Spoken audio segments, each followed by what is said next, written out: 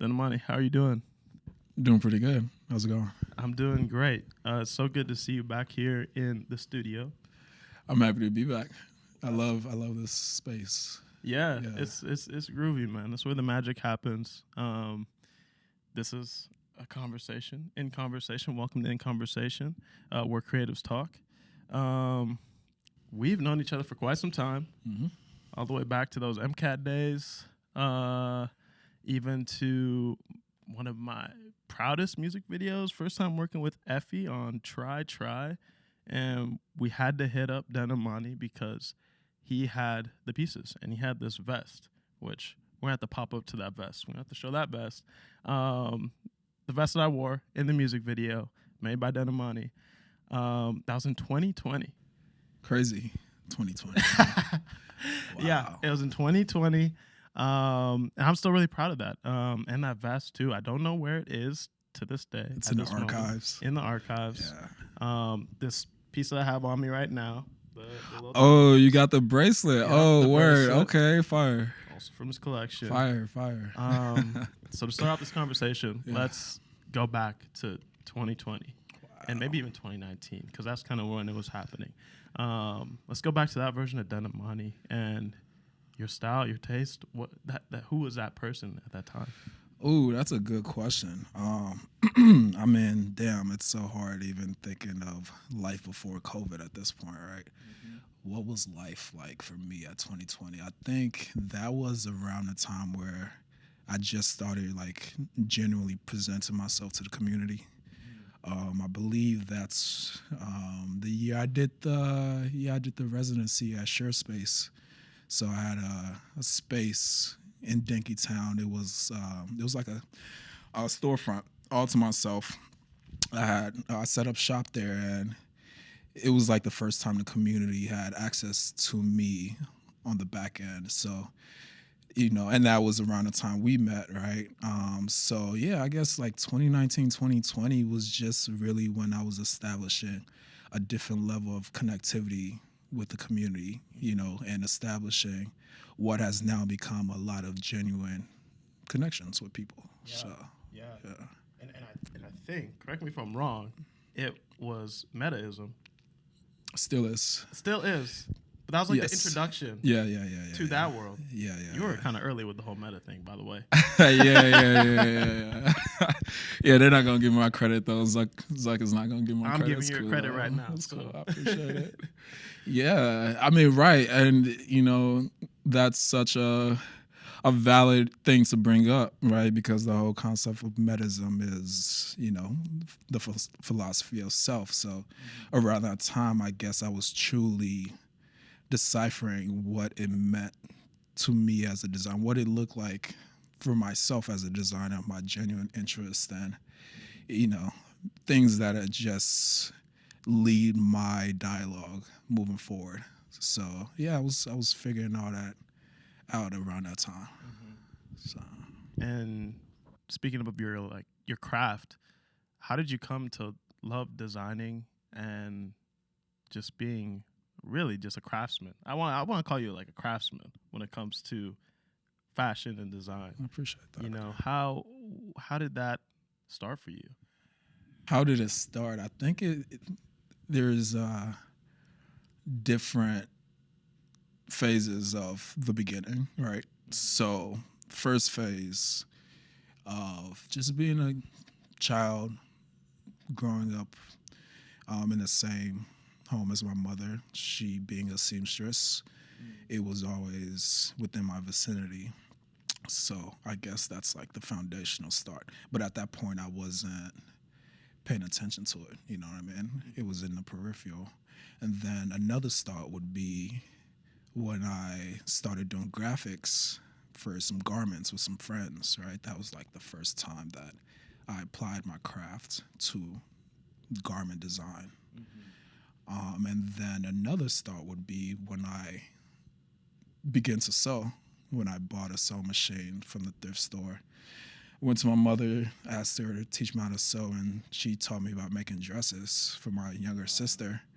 That was the beginning of what you see now as like the craftsman.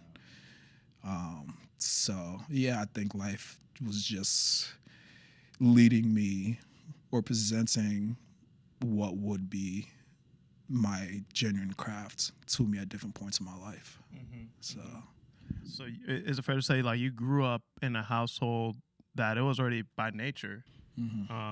You spoke about this sewing machine, which I do want to get into the sewing machine because I've gone down like rabbit holes of YouTube and even on like my Instagram, you see seamstresses and people just behind the needle. And I have an uncle actually in Rwanda who works in this real small factory. They make these handmade dresses, and he's literally just behind the needle sewing for hours. that's cool. I didn't know that. That's For hours. actually really cool. Like, what is in the mind as you're doing that?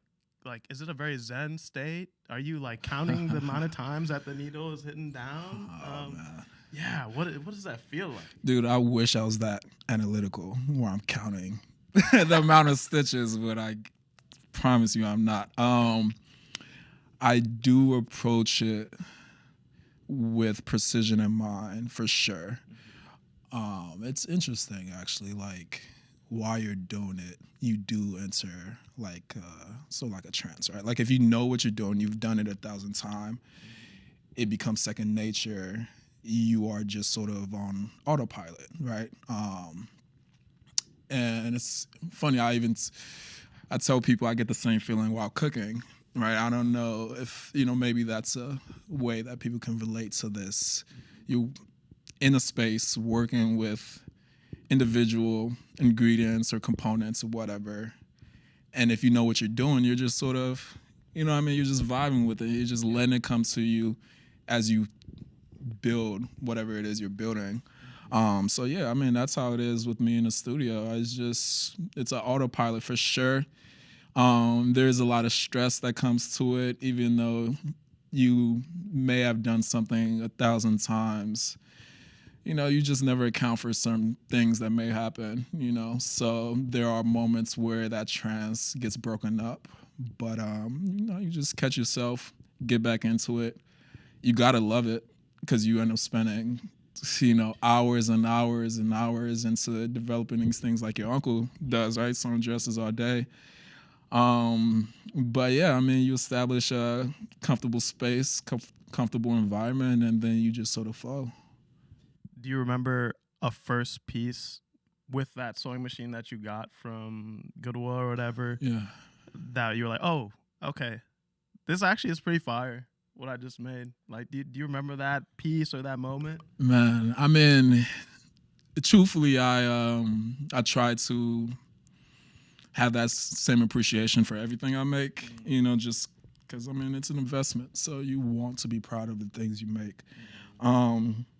But yeah, besides like the dresses, I remember the first thing I made for myself.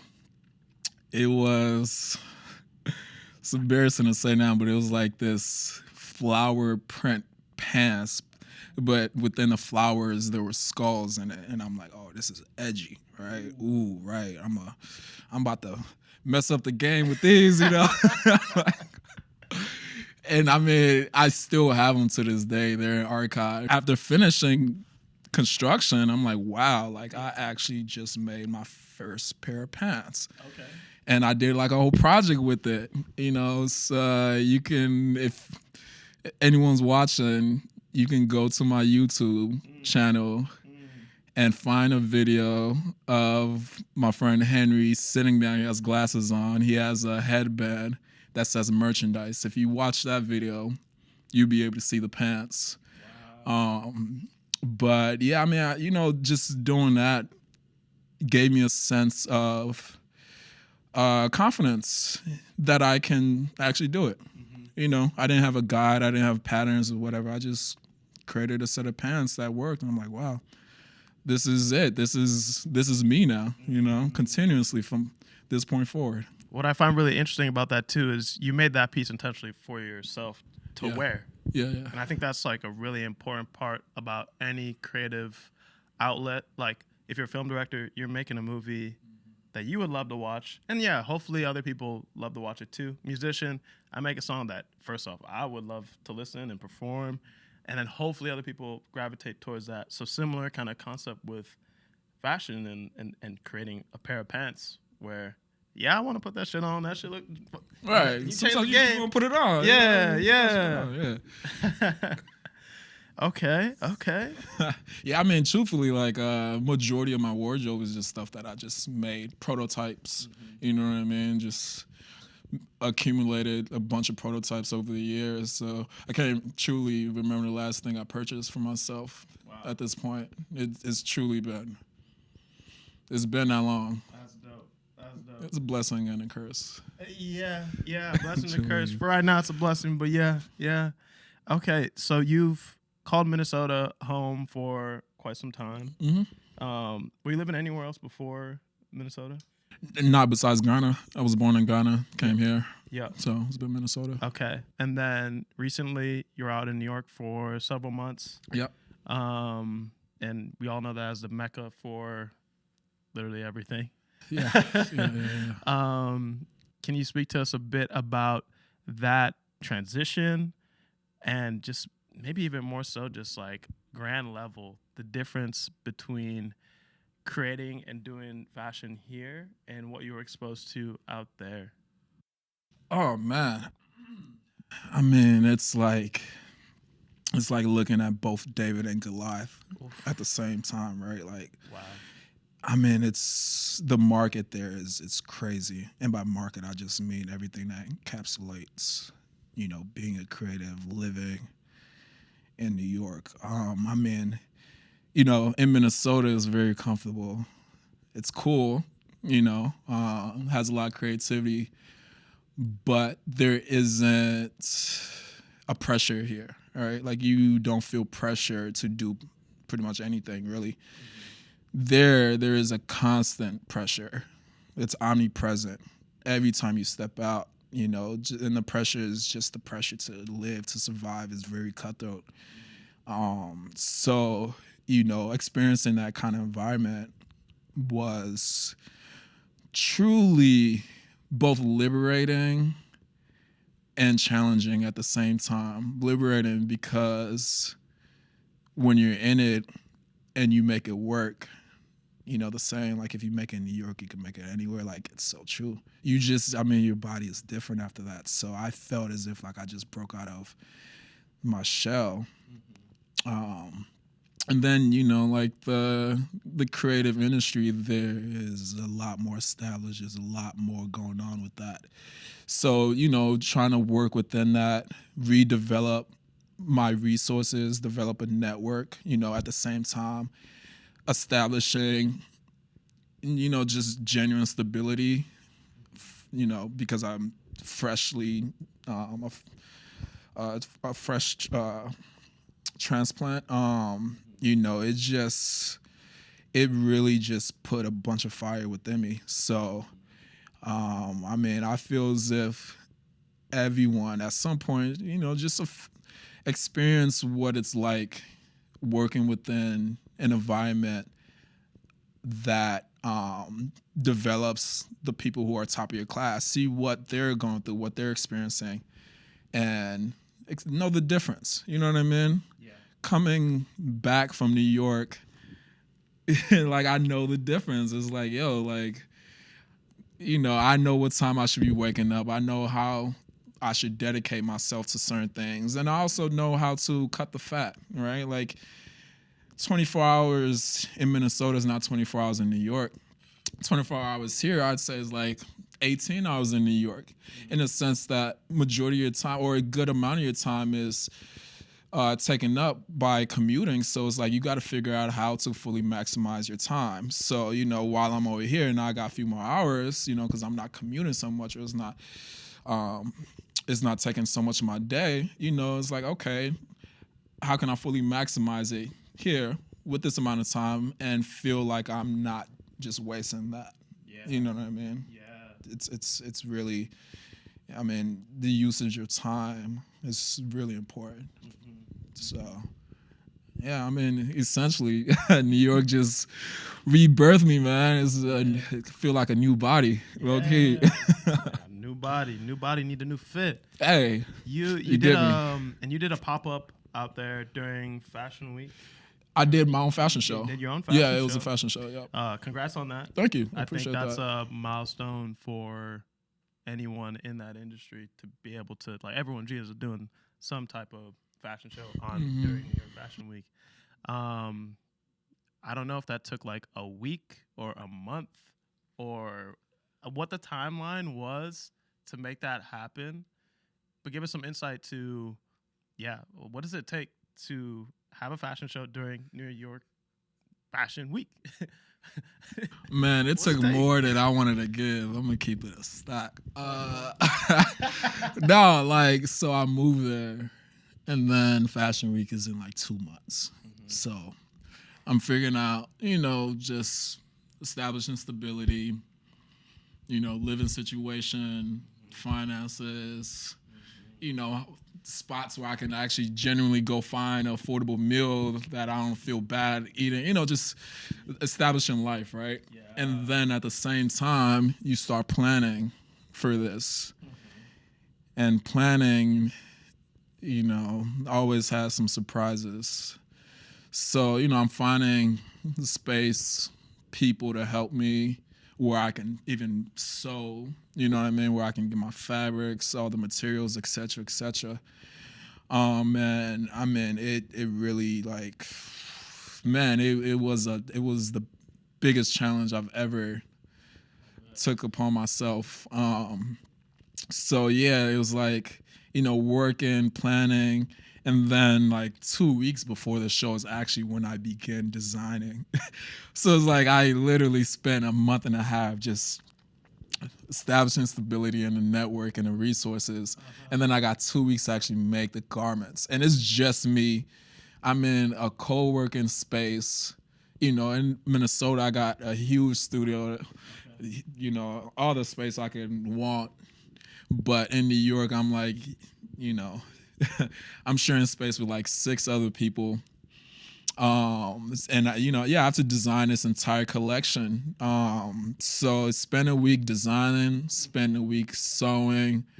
The day of the event, I was on like, how much was it? I think it was like 42 hours of no sleep. Like just 42 hours. Awake. Actually, someone who was in the co-working space, she went to the studio sometime in the morning. I've been there all night at that point. I'm at the sewing machine, and I like knock out, and she like captured a picture of that, right? Because she knew like it was gonna be so monumental for me to see that. It's like I mean, at a certain point, you really just gotta. Unfortunately, you gotta give up bare necessities to make things happen. So, I mean, I did it. You know what I mean? Yeah. The event happened. We packed the space. I was able to get majority of the looks that I wanted. I mean, what an experience to go through, I traded comfortability, finances, and time for that one event. And, I'm so happy I did it. Truly. I wanted you to say nothing, but I was happy that I did it. Yeah, never gonna do it again. Though. Yeah, within that time frame. Okay. No way. Yeah. No way. Right. No way. I mean, your plate was already full with just like getting there. Yeah. But then, hey, I'm also trying to pull off this event. Yeah. Of this scale, this magnitude. Crazy. Damn, two weeks to actually design. 2 weeks of designing and sewing, man. Okay, well, I'm just thinking of all the factors in there. Okay, you also have the models that are gonna wear it. Yeah. So did you at least have that? Was that part of like the month before that you had planned? So yeah, we did casting calls. I think we did the casting call actually about exactly a month before the show. So I had the models. I knew what models I was gonna use. We took the measurements, right? So I knew the parameters of the measurements that I'm working with. You know what I mean? So. Yeah, so didn't have time to make samples, unfortunately. So went straight to like the actual fabric, sewn it up, and then had them come in and just do fittings throughout the day as I was finishing the garments. So I'll finish a look and then model come through. But while they're on the way, I'm working on the next one and just in that cycle. Yeah. Yeah. So I mean, things like that, like you just get a better understanding of how to manage your time. Back to the time piece. It's all about time. Yeah. So I mean, because of it, I grew. I think that's like you gain like 100 XP on that one. Bro, I'm saying I maxed out, man. Like, it's just you put yourself in the fire. I mean, you can't grow if you're not uncomfortable. That was the most uncomfortable situation I've ever been in. But I mean, just, I'm a better man because of it. Yeah. So do you have inspirations? Like, are you like on YouTube, like when you're not in your downtime, like looking at other designers and their process? Like, I'm sure there's a whole rabbit hole you can go on YouTube that just goes into every detail. Who are your inspirations kind of growing up and maybe even fast forwarding to like now when it comes to fashion? Growing up started with painters. 80s art movement, the Basquiat's and the Keith Haring. It was more so with them, it was more so the lifestyle of an artist, right? I saw that as a kid. I'm like, wow, just, being able to live off your own creativity. That's what I wanted. So that began my acceptance of the future that I was developing for myself, right? People that inspire me, my mother, obviously. Designers, I can say like the go-to, right? Like Yohji is probably my favorite designer, Yohji Yamamoto. For his sophistication and craftsmanship that he puts into his work. That's something I try to replicate myself. And then obviously, you got the incredible creativity and versatility of like the Margielas and the McQueens and all that. And this is like some artisanal brands that, work with leather and other organic fibers that I appreciate. But truly, genuinely, my inspiration just comes from both life and garment construction, essentially, as a medium, as a skill. With the life, right, that goes back to the whole meta-ism thing, analyzing our lives. I mean, man, we have so much influences around us, generally, day by day. It's really just how you look at things, right? Like, you can step into a space and only see a chair, some paintings, whatever. Or you can start to analyze it deeply, see lines, see color theory, you know what I mean? And you just figure out how to merge these organic encounters into something creative. I ponder on things a lot. I take like mental snapshots all the time, and I don't do it purposefully. It's just sort of how my brain has always worked. I just like contemplate things subconsciously, and I let it come out when I approach a problem. Answers come to you. So, I mean, sometimes you don't even know something is an answer until you see the problem. That's fair. You know what I mean? Yeah. So if I'm designing something, it's like, oh, okay, this is an issue, but damn, something that I encountered or I've been pondering or something can sort of help remedy this, And I mean, even deeper with the whole metism thing, like human science is something I'm really interested in. Just genuinely, like I have a genuine curiosity for the human experience. So, diving into different concepts, psychology, emotions, whatever it may be, even, how the world reacts on the molecular level. There's a lot to draw from that and see how you can translate that into something creative. So. Yo, I was just pondering. I was just thinking, like, because I also went on your website today, and I was looking at the pieces again, and now that you put it like that in that perspective, when I look at like the crop top women's shirt that you have, or the elongated skirt, it does feel like very human composition. Like it's not too flashy. It feels like it complements the human body. It literally complements the human body, if that makes sense. Oh yeah, it totally does. Especially, I'm happy you brought up it's a sweater vest, the anatomy sweater vest. That's actually a really good example. So, yeah, for sure, it's form fitting, it's flattering for the feminine frame, but also the actual paneling work done resembles the female muscle structure. You know, and then the ribbing actually follows the fibers of the muscles as far as like the direction of the ribbon goes. So, yeah, you know, it's just subtly introducing these concepts relating to human science within the garments, either if it is the shape, the silhouette, or just the actual paneling, the construction of it, you know, or even the concepts, right? Because you can deliver something that outright isn't presenting a concept, but you know, on the back end, right? The explanation how you got to this point and what influence it can also keep you within that realm. So, I want to talk about more so the industry as a whole and how it's maybe shifted since you started to now, particularly with like retail used to be a really big thing. Have a storefront, have your direct to consumer with your product and with your line. Release every season. You know, there's like this consistent rhythm, and people got used to it.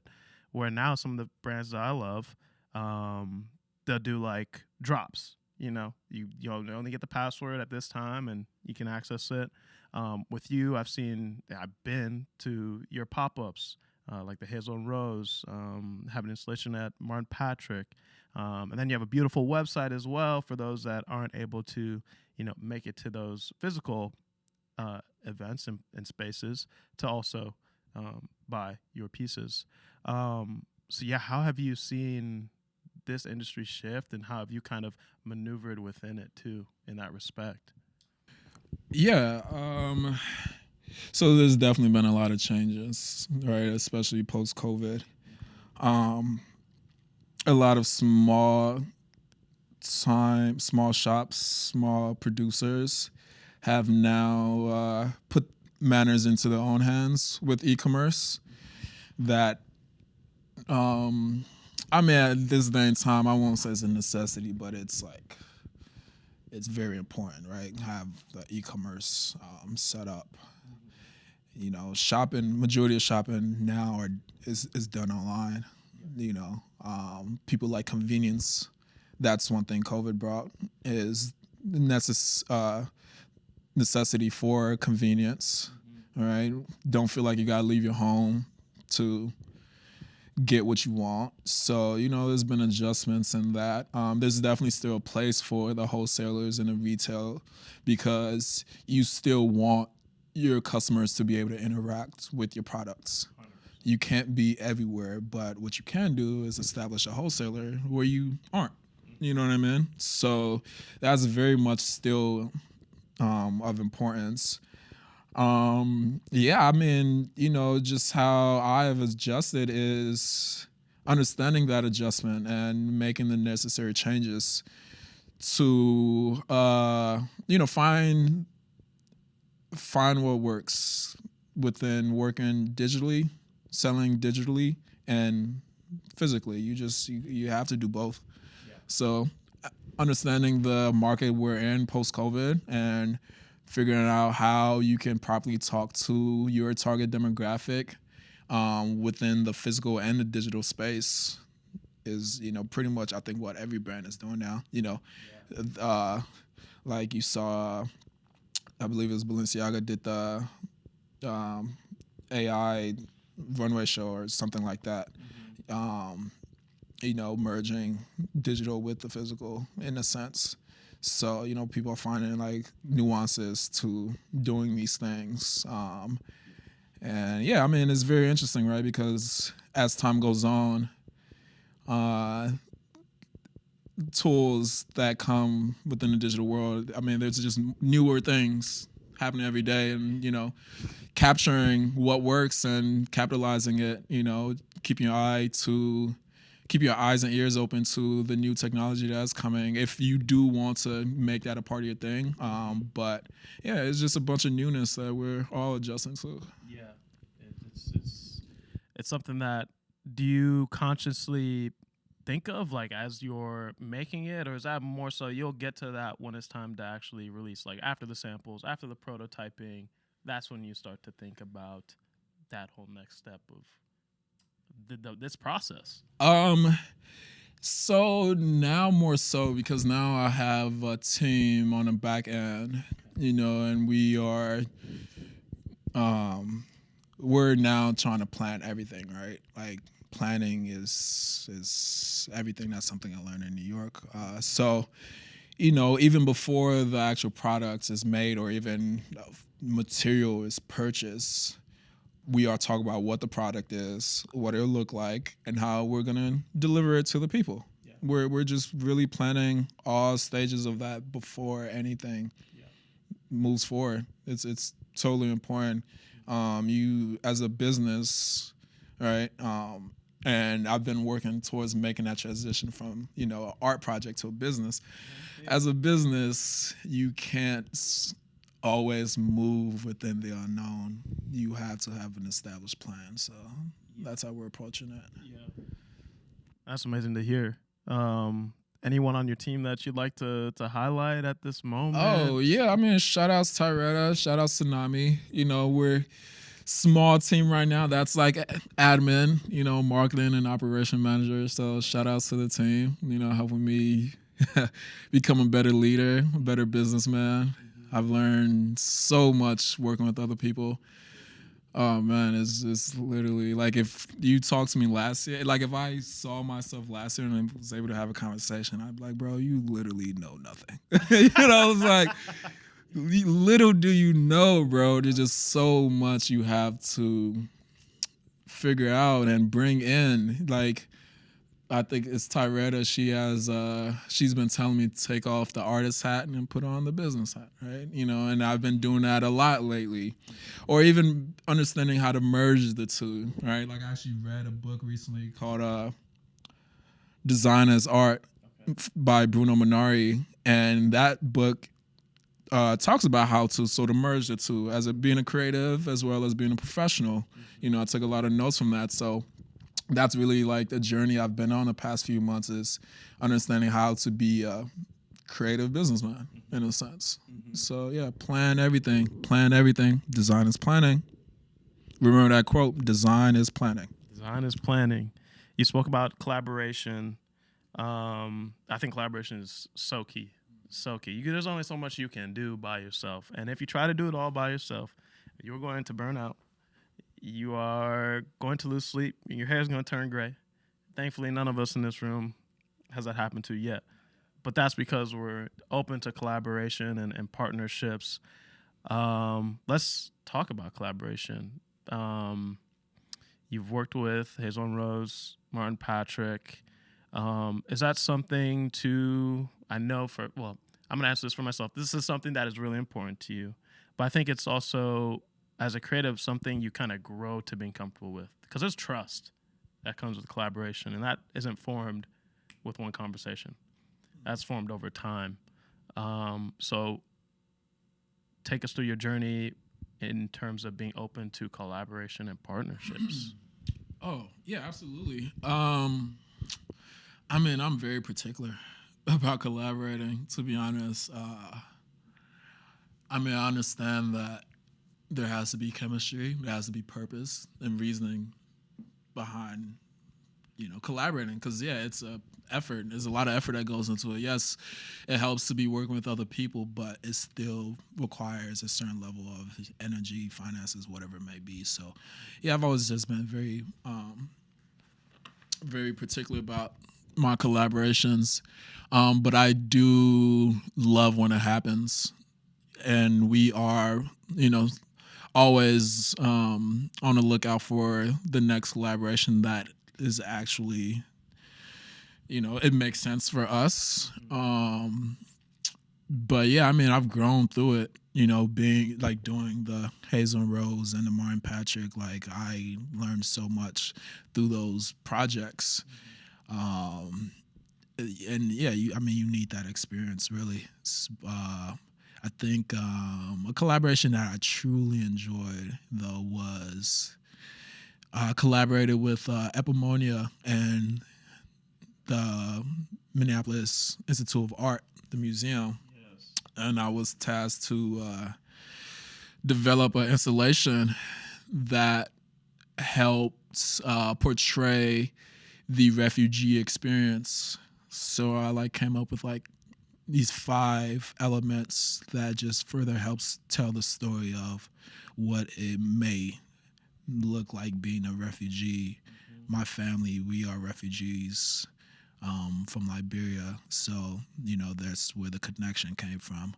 But what an amazing experience, and one that had purpose.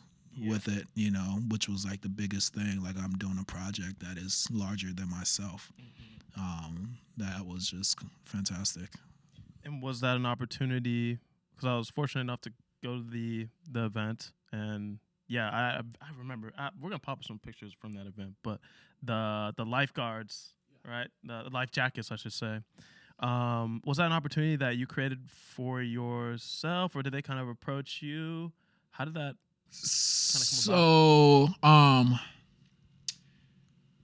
Mohammed, who runs Epimonia, we connected and we wanted to work on something. So on the back end, he was running the connections with Mia. So he was the operator. I was the artist, the creative of that project. So together, plus we had a third person. Forgive me, I forgot your name.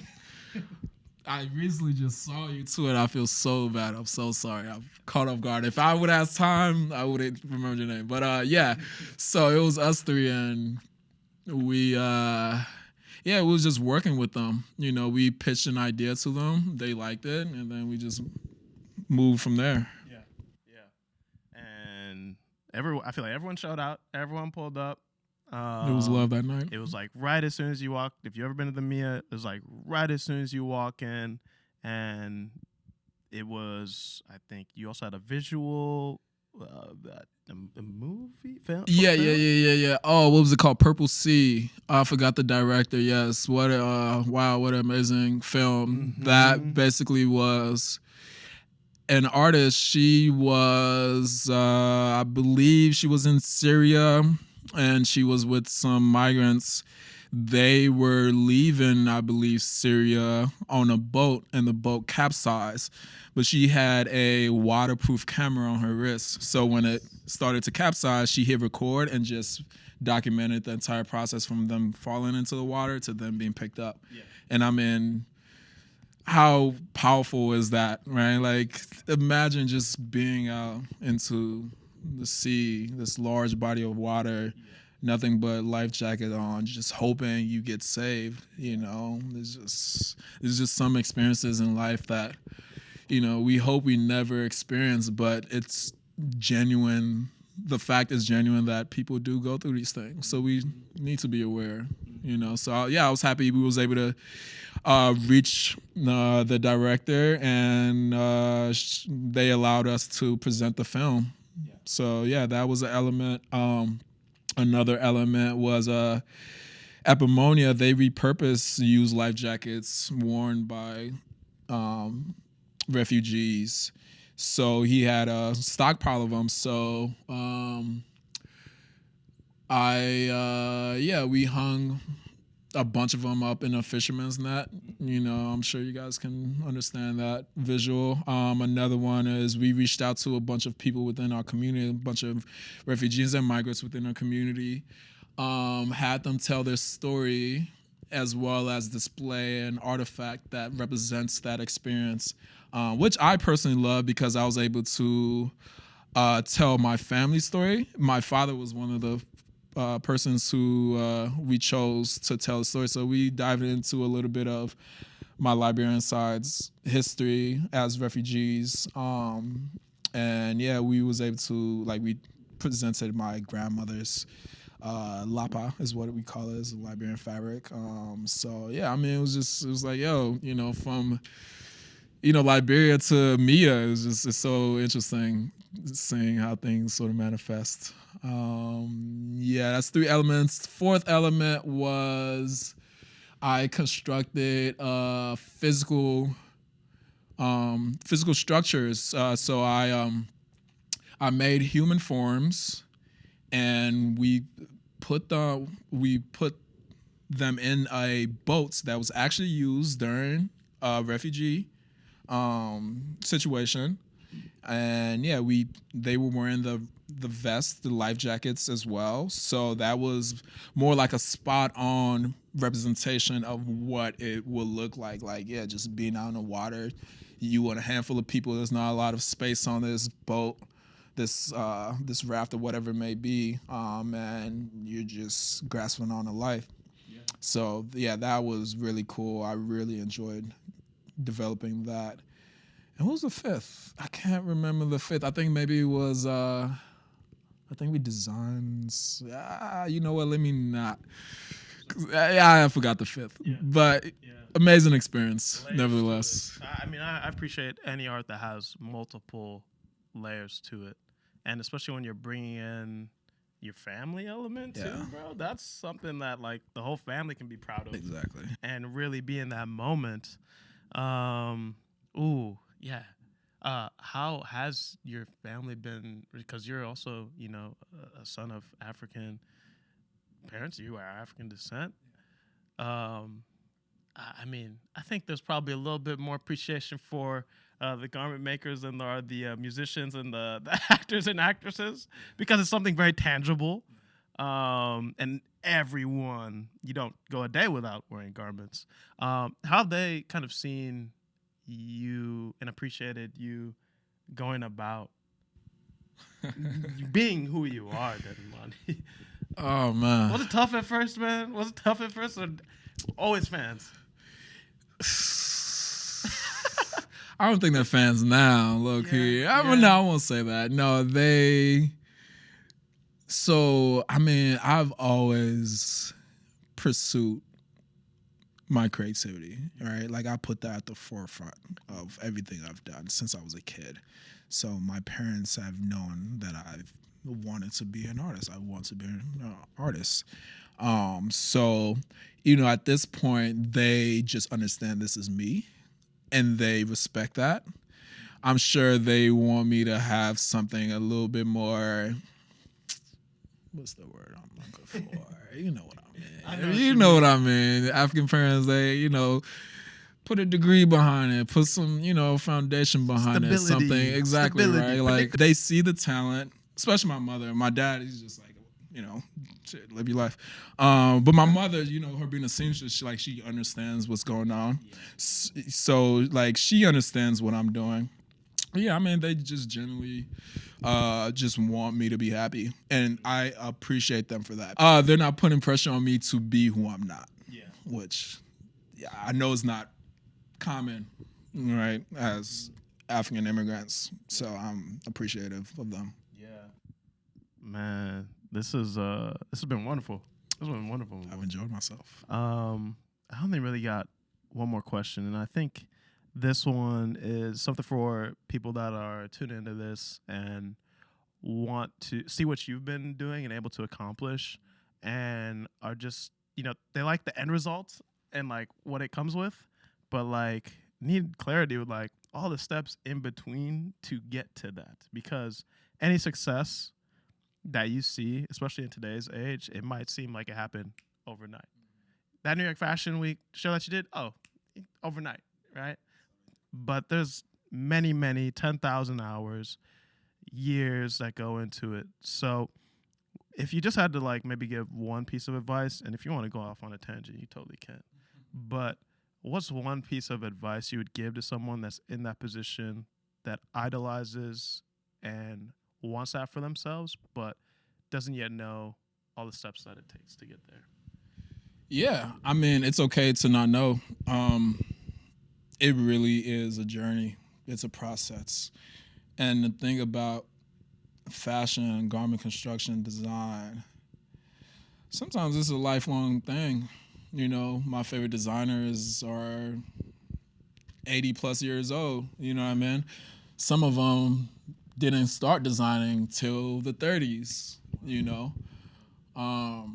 It's really a matter of time. If you love it and you feel like you can invest the time genuinely to properly understand the craft and what you're doing and what it takes, then you have a chance. But if you don't think you have the time, you don't think you have the patience, if you think it's going to happen overnight, it's probably not going to work. It's probably not for you. So just know what you want out of life, accept that, and hold yourself to it. Yeah. Pretty much. Yeah. Because if you don't hold yourself to it, nobody else will. No one else will. No one, because everyone has their own issues and problems, wants and needs. So you need to have that internal flame. It just has to be inherent. Yeah. Like it really, it's solely that. It either it's in you or it's not. If it's not in you, you know, you might find it in something else. You know, not necessarily saying it's not in you. It just may be in a other facet of creativity or in your life or whatever it may be. Just figure out what it is for you, pursue it, stick with it. Well said. Well said. I 100% agree with that. 100%. Denimani, it's been great. Thank you for coming by. This was fun. Till the next time we have another conversation, right? So yeah. Peace. Peace out, y'all.